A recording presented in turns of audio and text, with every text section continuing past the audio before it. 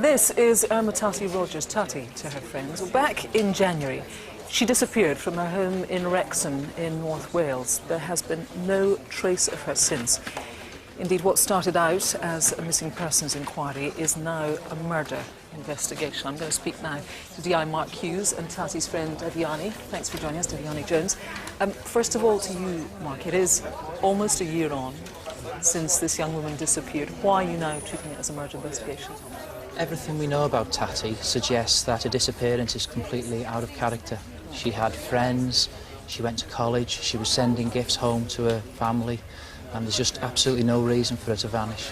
Now, you and your team took some... It is very interesting in terms of what it tells us about what she was up to at the time of her disappearance. It's some footage from her flat around the time she disappeared. Yes. Let's just take a look at this. Here we are, and just take... I mean, it looks just like a normal flat, doesn't it? Like somebody living their life normally. What are we seeing here? Well, it's just a lived-in flat. And here we've got... Now, there's paperwork here. This is interesting, because we see some evidence there of what? That's one of these postal stickers. Yeah, that's right. As I said, Tatti was regularly sending gifts home. Right, OK. And this is her kitchen, and again, it just looks like... Now, this is the key in the kitchen. This is her evening meal.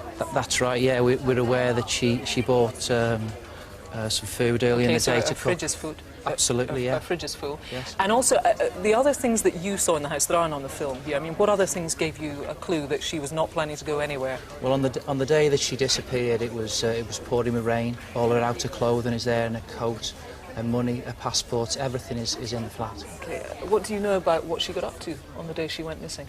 We know that she went shopping in Summerfield in the afternoon. She bought her dinner. There we are. We've got some CCTV of that there. That's her buying a day's shopping. That's right, and that's the last footage that we have of Tatti alive. And that was the sort of thing that she did every day. It was just, as far as she was concerned, as far as you know, just a normal day. Yes, absolutely. I said that Devyani was here. You're one of Tatti's good friends. Tell me a bit about her. What sort of person was she? Well, Tatti is very friendly and reliable, trust. She's just very thoughtful, really, for people and everybody, very kind to everybody. And it's unlike her to be missing. It must be very upsetting to you and her other friends that one day she was there, the next day she was not. What's it been like trying to deal with that? It's very terrible to deal with it. We just don't believe it, what's been happening. I spoken with Tatti's family, sister, her name is Emma, last week, and she said to me, is everybody in Indonesia, all the family is still very worried and upset over Tatti missing.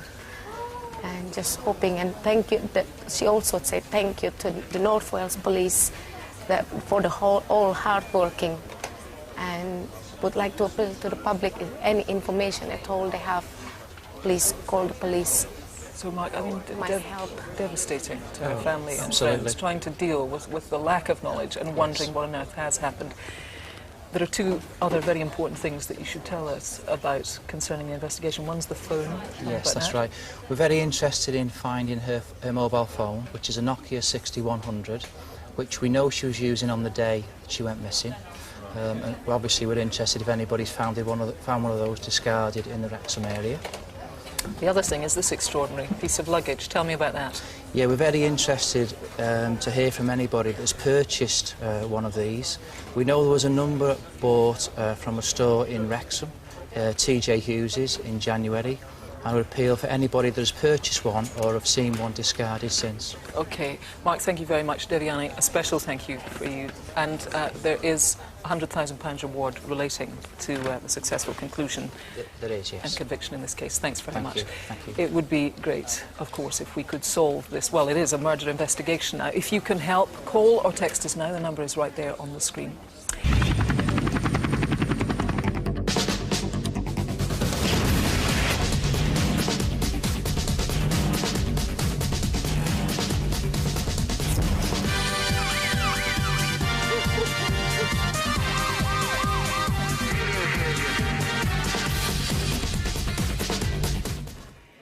Now, it's worth remembering that the vast majority of murder investigations in this country are eventually solved. But, of course, some are far more straightforward than others.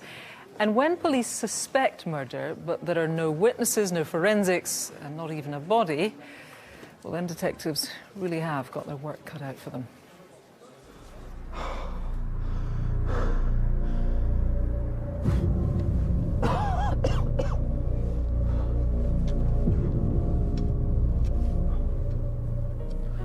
When Ermatati Rodgers disappeared from her home in North Wales in January 2008, police suspected foul play. The problem was they had no way of proving it. We were dealing with what is probably one of the most difficult cases you'll ever deal with, which is a murder with no body. What followed was a cat-and-mouse chase between detectives and the man who almost got away with murder. Well, we first of all got asked to look at an ongoing missing person case, a high-risk missing person case, into a 42-year-old Indonesian female called Ermatati Rodgers, or Tatti as she was known to her friends, who'd lived in the Wrexham area for a number of years. It was highly unusual behaviour for Ermatati to go missing. She hadn't called anyone and she hadn't been seen in her house, and the way she'd left her house with food preparing on the cooking stove made it look like she'd just disappeared. Hello, Wrexham CID. A police trawl of Ermatati's contacts led detectives to a Polish friend of hers, Lukas Respondek, and they soon established he was the last person to see her before she went missing. Any detective, you're always looking closely at the last person to see the missing person alive. But when police questioned Respondek, his story seemed plausible. He admitted seeing Ermatati and said he'd given her a lift into town. That was the last time I seen her. Police tried to investigate, but here, where Respondek claimed to have dropped Ermatati off, is a CCTV blind spot. There was no way of checking his story either way. But when they examined his laptop, police found something much more concerning. Boss, you're not going to believe this. We found a number of search terms that had been put in, and these included putrefaction, rot, decay, and organisms that feed off dead bodies. And when I first saw that, I couldn't believe what I was seeing. These search terms have been put in Polish in Wikipedia.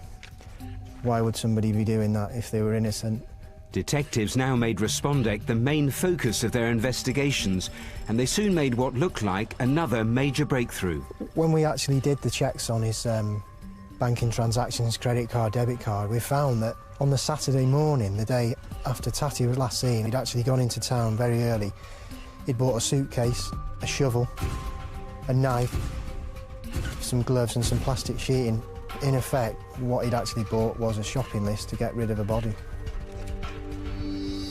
But a search of Respondek's house revealed things weren't going to be that simple. Unbelievably, in the house, we found these items apparently unused. We just couldn't believe what we were seeing. From being at a point where we thought we've got a breakthrough here to going straight back down again, these items are in the house. He hasn't used them at all. Detectives felt sure Respondek was deceiving them, so they began a painstaking trawl of his movements. We found that he'd made a withdrawal of cash on the day after the detectives had seen him. We then checked CCTV footage in the local hardware store, and amazingly, he was there actually buying the same shovel he'd bought on the Saturday again, just 4 or 5 days later, but this time for cash. Knowing that police checks on his debit card would reveal his incriminating purchases, Respondek had gone out and bought duplicate items to cover his tracks. Alarmed by this devious behaviour, police began to formulate a theory that Respondek and Ermatati had been having a secret affair. But might this affair have led to her murder? We had all this circumstantial evidence. However, there was 3 significant things we didn't have. We didn't have a body, we didn't have any witnesses, and we didn't have any forensic evidence. So Respondek was put under surveillance. Stand by. Subject is And a year into the investigation, it was clear he was feeling the pressure. Lucas's appearance changed significantly over the course of the inquiry. He became bedraggled, and he looked like a man on the edge. He looked very nervous. Someone who knew that the net was closing in on him, and it was only a matter of time before he was going to get caught. Police intelligence showed Respondek was making regular visits to the Erdig estate, a rural area just outside Wrexham. And he'd labelled the area on his sat-nav with a 2-letter code, which seemed to resemble the victim's nickname, Tatti. It was the police's last chance. They had to take a gamble. A major search of farmland in Wrexham is being carried out tonight by the police. We publicised it in the press, and we wanted everyone to know what we were doing. But most significantly, we wanted Lucas Respondek to know what we were doing. They're treating the case as a murder inquiry. But what seemed like an exciting new lead was in fact an elaborate bluff by detectives. The dig, the search teams, the press reports were all set up by police to convince Respondek they knew where the body was. It was a trick to force him into making a mistake. Lucas Respondek's behaviour at that time was becoming more erratic. He'd actually gone out and bought a camouflage jacket and hat and a pair of binoculars, and he concealed himself in trees and undergrowth not far away from where we were digging. He was watching us digging the fields, but little did he know that we were also watching what he was doing at exactly the same time. By now, Respondek was spending around 8 hours a day watching the police. But time was running out for the hoax dig, and detectives were still no closer to finding Ermatati's body. Well, what happened next was unbelievable, really. We actually saw him leaving his house with a garden spade and fork and driving back to the location. And then we picked him up on cameras actually going down into the lanes, looking behind him to see if he was being followed. This was a guy who was really spooked now, and we knew he must be close. Respondek headed for the Erthig estate, panicked that the next day's diggers would unearth his guilty secret. But he wasn't prepared for the heavy clay soil which had preserved Ermatati's body over the 14 months since her murder, and which had also locked it firmly into the ground. After 3 hours of digging, he was defeated. In the early hours of the following morning, Lucas Respondek walked into Wrexham police station and told officers he wanted to take them to the body of Ermatati Rodgers. Pathologists found no underlying natural illness or disease that might have killed Tatti, and identified the most likely cause of death as compression of the neck. Tatti's body was in his house for some considerable time, at least probably 24 hours or so. Lucas Respondek had actually gone out, left the body in the house while he bought the items, but he'd also come back and played games online on his computer while the body was in his house, while he was deciding how he was going to get rid of the body. He'd then waited till it was dark and used those items to go and dispose of a body in the fields in Erthig. We may never know for certain why Ermatati was killed, but despite the baffling lack of evidence at the outset, detectives took on her murderer in the ultimate test of nerve. And it was this high-risk bluff which led police both to her killer and to the place where he buried her body, here, in the cold North Wales clay.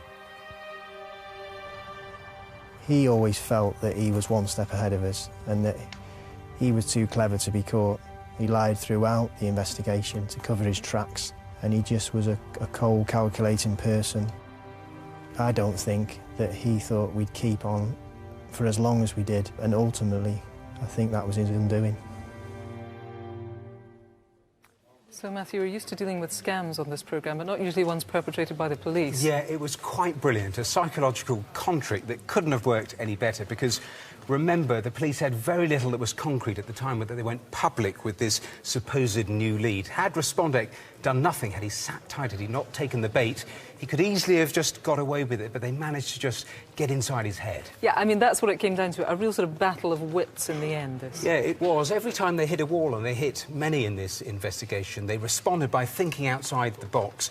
The Bluff was a good example. Another was when they wanted to use sniffer dogs. They carried out a covert operation to extract his scent. They had all the relevant authority to do it. He had no idea, he still doesn't, but Last week, the detectives, the team, were explaining to me exactly how they did it. I mean, obviously, I can't repeat that. I wish I could, because it was incredibly clever. But that gave them the scent, the dogs used it, and that got them to within 100 yards of where Ermatati's body was eventually found. And you see, what all of this did was just pile more and more pressure on Respondek, and eventually he just cracked.